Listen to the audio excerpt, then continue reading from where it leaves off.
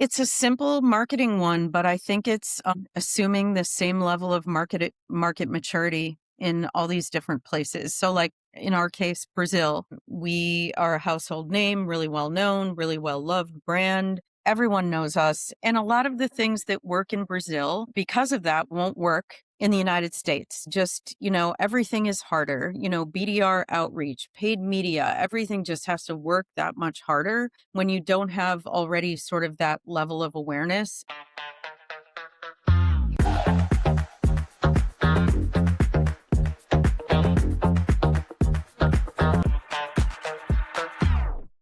Welcome to Frank Growth. I'm Jason Shafton, and I run growth consulting firm Winston Francois. Around here, we tell the truth about growing, the good, the bad, and the can't say it out loud ugly. Every episode, we get tactical with operators, investors, and builders about what works, what breaks, and what to do next. No fluff, no vanity metrics, no hustle theater, just signal. This is Frank Growth. Let's get into it. Today, we have Robin Izsak-Tseng talking about the three-sided growth engine. Before we bring Robin in, a quick riff on today's topic. Most B2B companies struggle to nail one customer segment. Robin runs B2B marketing for a business that has to win with three audiences at once. HR departments who buy the platform, fitness partners who deliver the service, and millions of employees who actually use it. Here are three things that usually break when you try to scale multiple audiences. First is message dilution. Trying to speak to everyone means you connect with no one, and your positioning becomes generic corporate speak. Two, resource fragmentation. Your team spreads thin across different channels, different metrics, and different success criteria. And three, priority conflicts. What drives partner acquisition might hurt employee engagement, and optimizing for one audience can sometimes cannibalize another. Here's what actually works. First is unified value architecture. Find the core business outcome that connects all three audiences and build everything around that.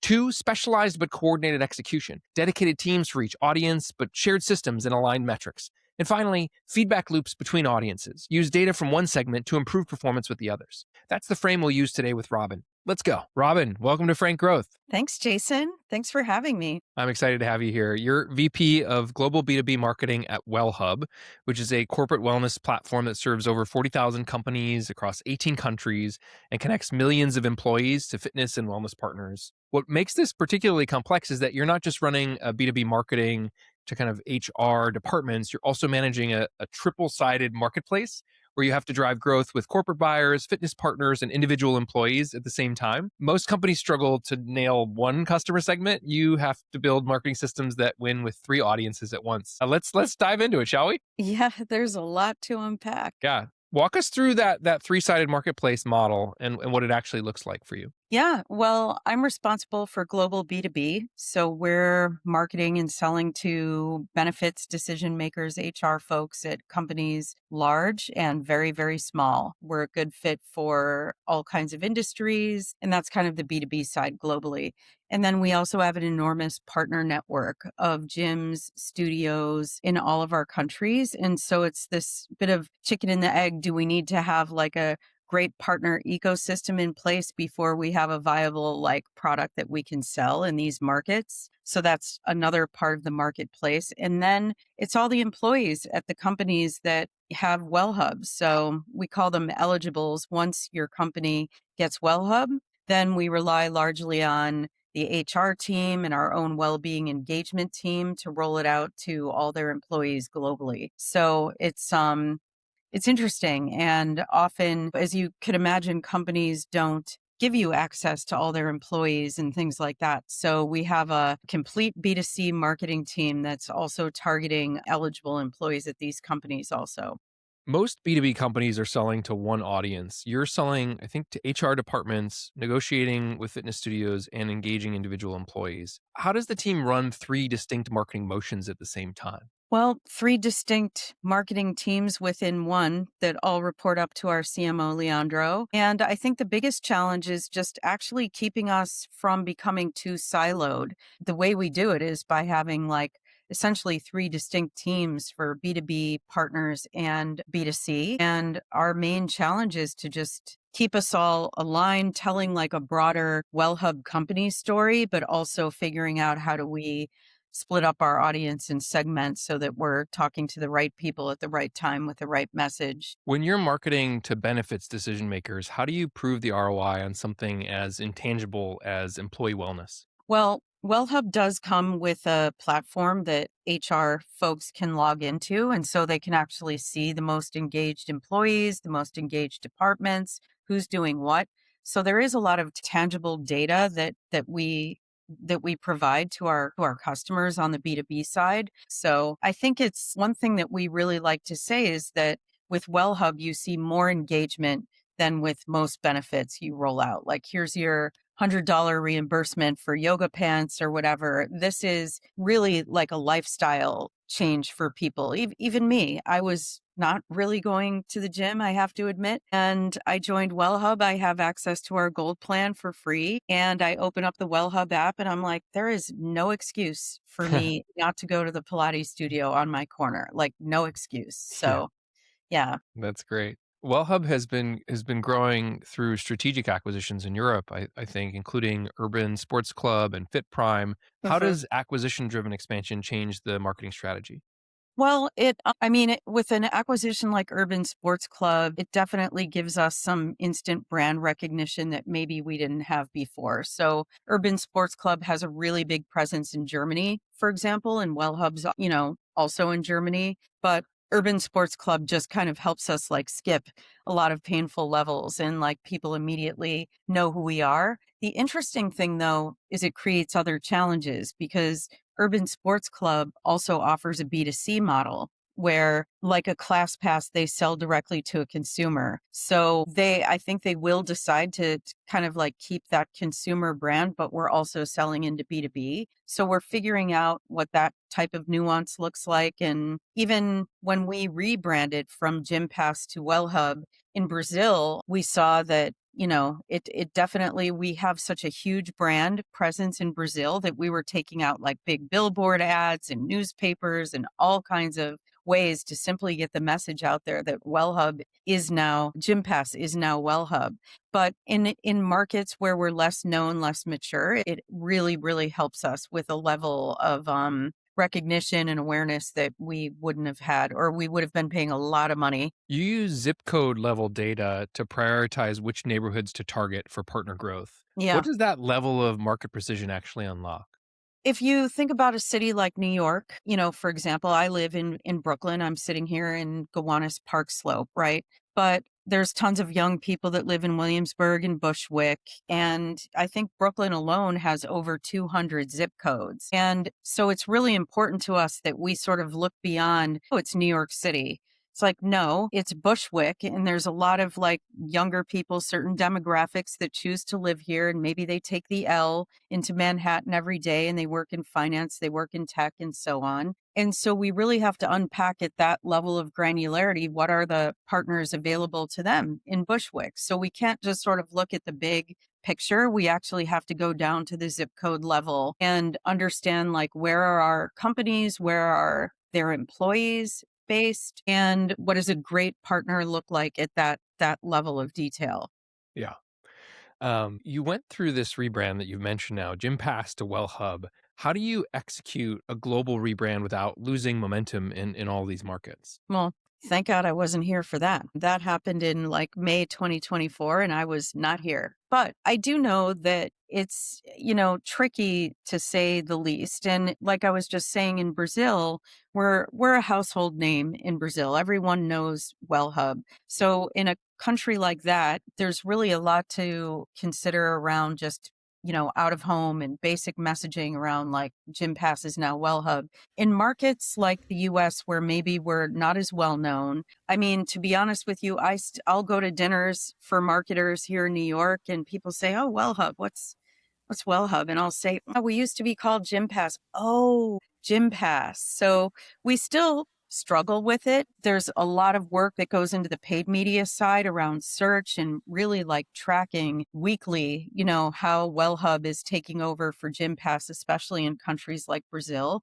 So we have whole paid media strategies and content like organic strategies to make sure that WellHub is getting the authority that it needs across all of these platforms. I mean, to be honest with you, after a year goes by, a couple of years goes by, you sort of think, we don't really need to be bidding that much on GymPass anymore, or we don't need all these web properties with GymPass anymore. And what we saw in Brazil is it actually opened a door to one of our biggest competitors being able to gain some authority. So we course corrected immediately. But sometimes there's things that, you just don't know until you're in it, and you learn as you go. And you use HubSpot as kind of your core CRM platform. Most enterprise companies struggle with kind of executing marketing automation at scale. Mm. What made HubSpot work for you at WellHub, and how does it support kind of your global B2B operation? Well, I don't love it. I mean, if we're being totally This is why honest, we call it this frank is growth. I like the let's honesty. just be honest, it's not my favorite.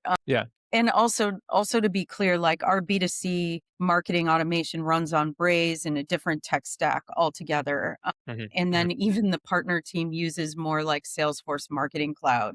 So we have quite a stack depending on our, audience that we're serving. For B2B, we're on HubSpot just because I think that's what they started with and that's where we are today. But we struggle with the native integration between HubSpot and Salesforce, and that's where I think maybe there's some automation tools that can do the job a little bit better. I also think HubSpot can do the job. I just think we grew huge and complex, and now we're integrating like companies that we've acquired and new databases, new countries. And so there's a lot of opportunity for us to kind of like look at what we're doing not great in HubSpot and try to like start over again rather than consider like ripping and replacing and putting in something else. I think it's a matter of figuring out how to make these tools integrate better. And we have data lakes and other things that try to normalize this and developing a lot with AI in our tech stack. So I think that's another huge unlock for us. Like so many, companies today, it's like we have a team that's just building, native AI tools. And I feel like I woke up one day and someone said, "Oh, we have this new Salesforce dossier thing that we built in AI, and it basically replaces, like a sixth sense in a way." I think there is a lot of disruption happening. And I think there's even more for some of these like Martech tools in the stack. But that's kind of how we're doing it now is a lot is being kind of built in-house with AI. So it's all a work in progress. And I think all of this kind of makes like whatever marketing automation tool you're using a little bit less important in a way. Yeah. Your hybrid pricing model lets employers subsidize the plans while the employees kind of opt for upgrades on their own. How does that pricing approach affect how you message the value proposition to those employees? I think overall, I mean, to be honest, it adds some complexity that we're always trying to be like, "No, let's simplify that. That Mm, feels like too much." But at the same time, I think it's really attractive for companies because it's like, okay, there could be an enterprise platform fee, but we're very flexible on that. And it's sort of like if you choose WellHub Plus, which is our subsidized offering, like you're a company, you want to subsidize at least up to the basic plan for your employees, then it makes the platform fee pretty insignificant. So there's a lot of flexibility in our messaging though. It can get messy. Like if you look at our website, there's no clear sort of satisfying SaaS page that tells you like per user this is what your cost is or something like that, which we're working on. But it does give, us the ability to message like there's a plan for all of your employees. If you are FedEx, if you're CVS, if you have people that are desk workers versus folks that are out in the field as delivery drivers and you want to democratize this type of offering and give people this access, it also puts the power in their hands to choose kind of like what plan is right for them. So there's a lot of really great messaging we can do around that. Employee well-being has become a pretty big business priority, especially post-COVID. How does that shift change the conversation with the HR leaders that you're selling into? Well, I think COVID was maybe the first wild moment, and now AI is the next wild moment. And I know that we hear from a lot of our HR folks that this is what they're grappling with. Like, there's a lot of uncertainty and fear and anxiety in their employees around like AI and what's going to happen and are we adopting things fast enough and will there be layoffs? These are just real things that are on people's minds. And I think that people are a little bit freaked out and we're seeing like, especially since COVID, to your point, people working from home, the lines are blurred between, the office and your home life and, people are available all the time, that we really are just seeing like higher levels of burnout. And I think that offering something like WellHub, where it's like, listen, even if you're not a gym person or you're not going to go to the hot yoga studio, it's okay. Sit on your couch and meditate. Like there's part of the WellHub plan that's all of our digital apps. Like if you're not feeling it, sit there, or if you're more concerned with nutrition or getting sober or women's health, all the digital apps available in WellHub offer these things too. So there really is like something for everyone to meet them where they are. You focus heavily on events and buyer intent data for lead generation. What makes events particularly effective for corporate wellness sales? Well, we're lucky because we have such a cool thing that people love. So when we sponsor an event, we can also, and this is why our, three-sided marketplace is so awesome. I can talk to the partner team and be like, we want to do something at Soul Cycle, or we want to do something with F45 around this event. And for example, we're about to sponsor RevFest here in Brooklyn, which isn't really even an HR audience. It's more revenue operators and RevOps folks. But it's an opportunity for us to offer like a Soul Cycle class to open up the whole event here in Brooklyn and then give people that come like 30-day access to our diamond plan so that they can try it for themselves. And then it's on us to kind of unlock, well, like once you have employees using the plan, it becomes more of like a product led model. How do we get in there with HR and really kind of develop that motion in a way that's scalable? But for the most part, we're at HR events like Unleash and, SHRM is a huge one for us. And I think it just gives us the ability to really showcase what we do in like pretty hands-on and fun ways. And if you don't want to join us at AM for a Soul Cycle class, fine. You came from companies like G2 and Marketo. How does B2B marketing for a three-sided marketplace differ from more traditional SaaS marketing?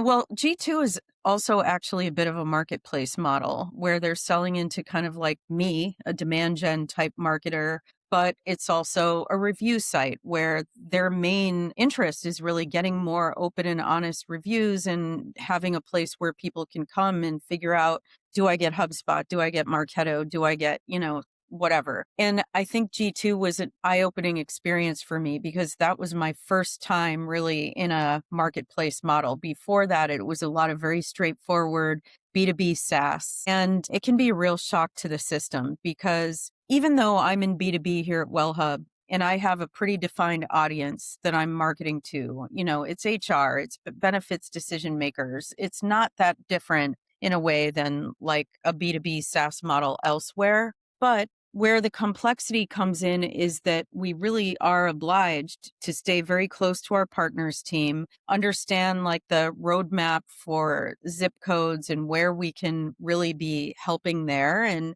how we can build that like rich partner network into our B2B outreach. It's like there's a lifetime opening outside your office. That's also a great BDR outreach for us. It also means that we're mindful of the flywheel we have here. So if we're not signing new companies, then we don't have eligible employees. And so our ability to succeed on the B2B side deeply impacts our B2C team and their goals. So I think that there's just a lot going on all the time, and our KPIs look different than they do. It kind of, I think, a straightforward like get MQLs and drive pipeline and revenue. We're also really tied in with these other teams and their goals also. Awesome. So, when you're hiring for this kind of global team, are you looking for more B2B experience, more wellness industry knowledge, or more marketplace expertise?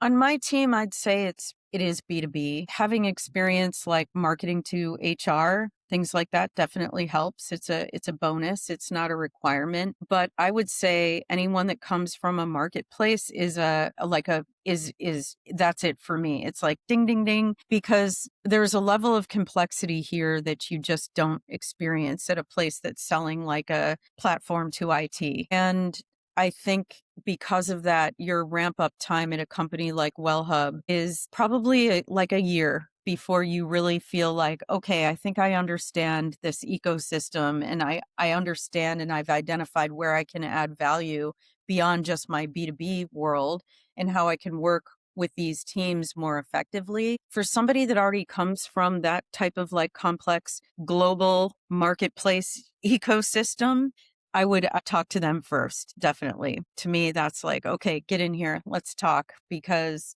it's hard. Yeah.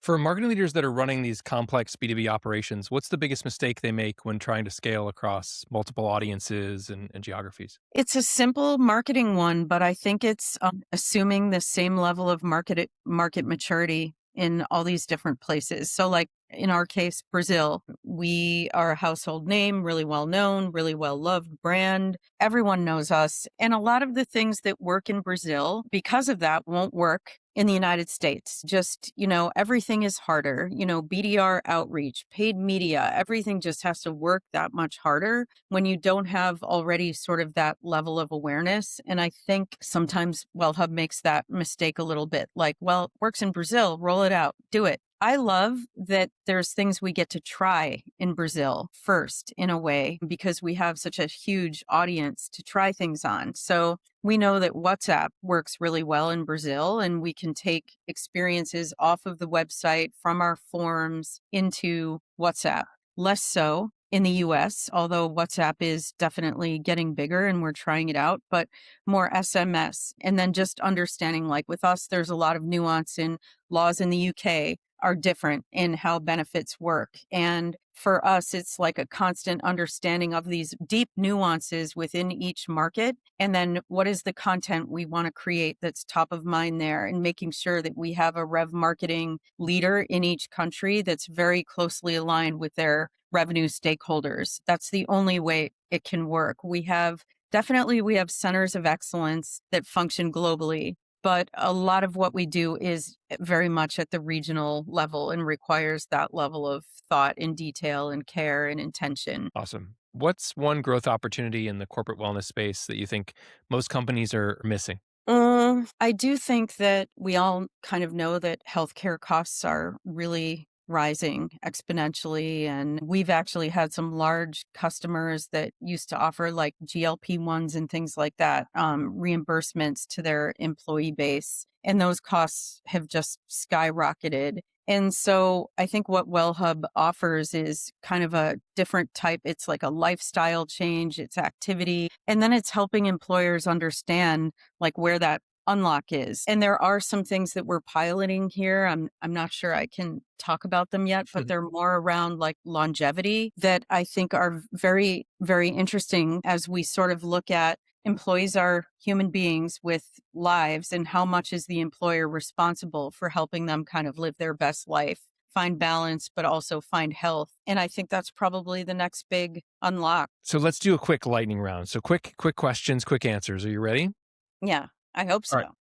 All right. One metric that you check every morning to know if the business is healthy. Whew, opportunities. What's the best marketing channel for reaching benefits decision makers that most people are maybe ignoring? Oh my God. Reddit. Cool.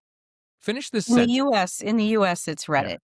Finish this sentence. The B2B marketer who succeeds with complex products is the one who. Has found a way to tell that broader brand story across maybe a complicated like ecosystem and marketplace to make your offering inevitable. What's your favorite available partner on WellHub? Ooh, well, I have a couple depending on my mood. One is Pilates Garage, which is right on my corner, Convenient. literally 450 feet away, no excuses. So I love them, and I love going there. I'm also a member of Lifetime up Hmm. here near Atlantic Barclays Center. I go there frequently. Awesome. And I also really love Strava just for Yeah. encouraging me to get out and walk around Prospect Park. And my kids are 13 and 14. One's basketball obsessed, the other is volleyball obsessed. And I've added them to my WellHub plan, and they're using it to go to the YMCA. They use it Amazing. for all kinds of things. So I'm always like joking with the marketing team, like, I have your next like user, generated content folks right here. They're 13 and 14 years old, and they're probably like power users of this cool platform that we have. And I'm like, let's get them to do some Yeah. cool content. But yeah, those are mine. This is great. Robin, this was exactly what I hoped it would be, tactical and useful for folks out there working on marketplaces and B2B marketing. Where can folks find you and WellHub online? WellHub.com, and we're not in Asia or APAC yet, but we're all over Europe, the US, Latin America. So WellHub.com, and depending what country you're in, you'll see your site. Me, I'm on LinkedIn like everybody else, doing that thing. Yeah, I like it. Well, thank you so much for coming on, Robin. Thanks for having me. Loved it. That was Robin Izsak-Tseng and a look at how to build marketing systems that drive growth across multiple audiences without losing focus.